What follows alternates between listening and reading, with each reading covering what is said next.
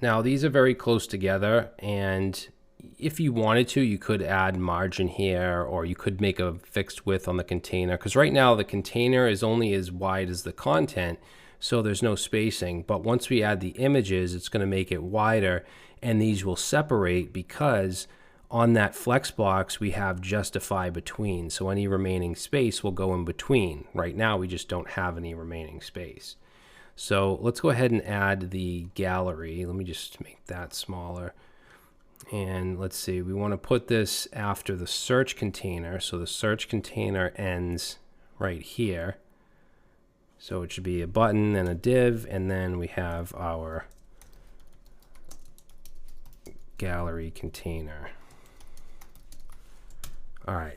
So let's do, this is where we're actually going to use the grid. I don't believe we've used it yet for these projects. So let's give it a class of grid.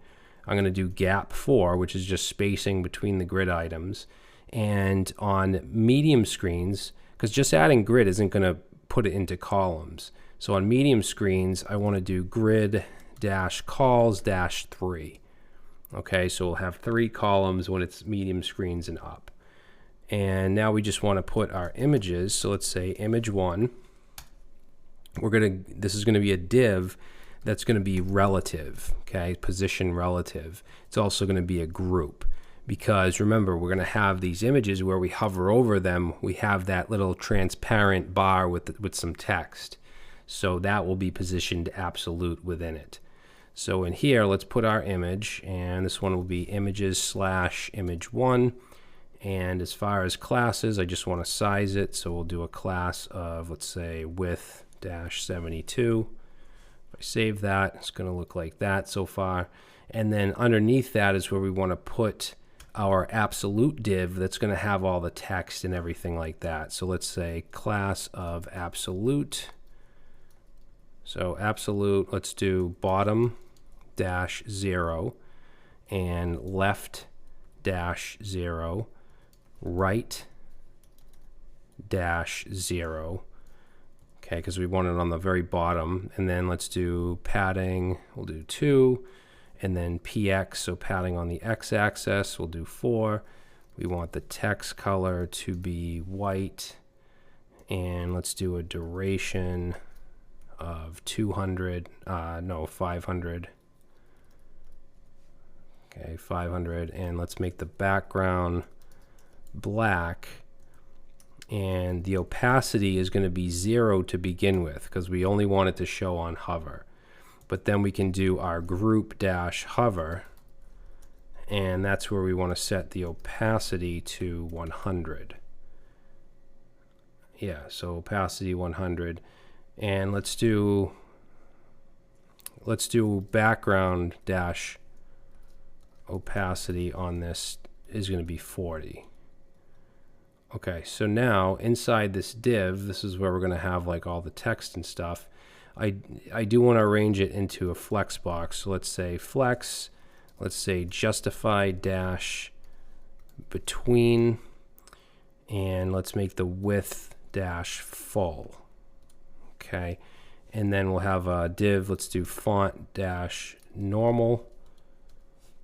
And in here's where we're going to have our text. So we'll do a paragraph. Let's say text dash small, so SM, and we'll say abstract painting, and then under that we'll do another paragraph, but this one will be text dash extra small, and this will be like the number of likes or whatever. So we'll say 245 likes, and we'll say 35 shares. Okay, now underneath that font normal div, we're going to have a class of flex and items dash center. So this will be the bookmark icon. So image and images slash bookmark SVG. And for the alt, we'll say bookmark. All right, so let's save that. Let's come over here and hover over it. And there we go.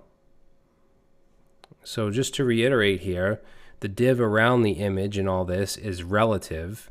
Okay, it also has the group, and then we have the image, and then this div is absolute. So it's being positioned within this div. the bottom 0, left 0, and right 0. Okay, and then we have some padding.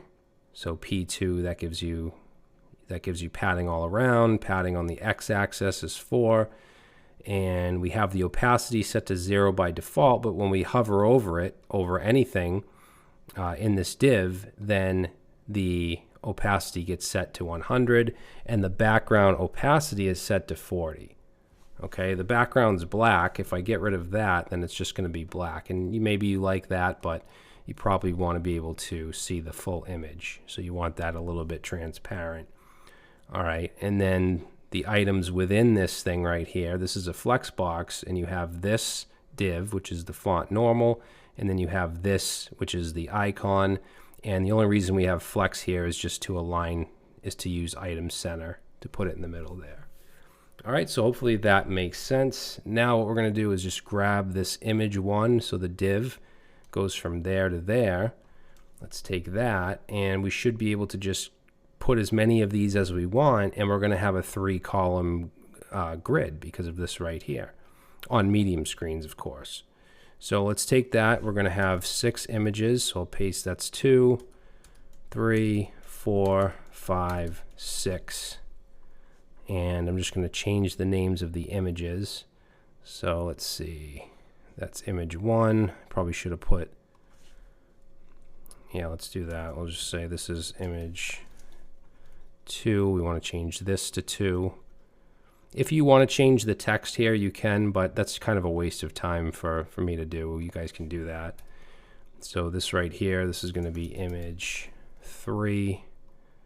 Change that to 3. This will be image 4. We'll change this to 4. Image 5. 5. And image 6. 6. All right, there we go. And again, the text is going to be the same, but you can change that if you want.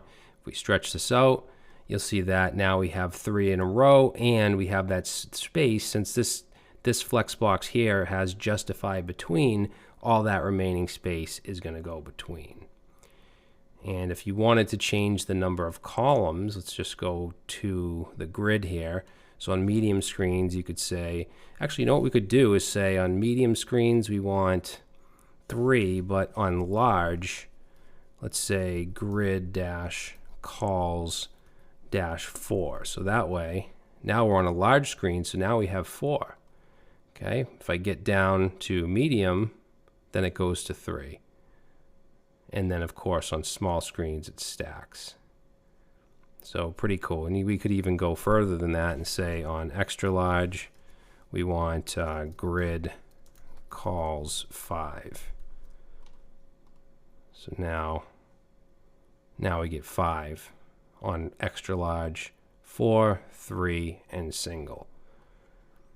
All right, guys, so that's it. I thought this was a pretty good project. It's a good looking interface. I think all this stuff looks pretty good. It's all from, like I said, UIDesignDaily.com. So yeah, in the next video, it will be our final small mini project, and it's going to be the login modal.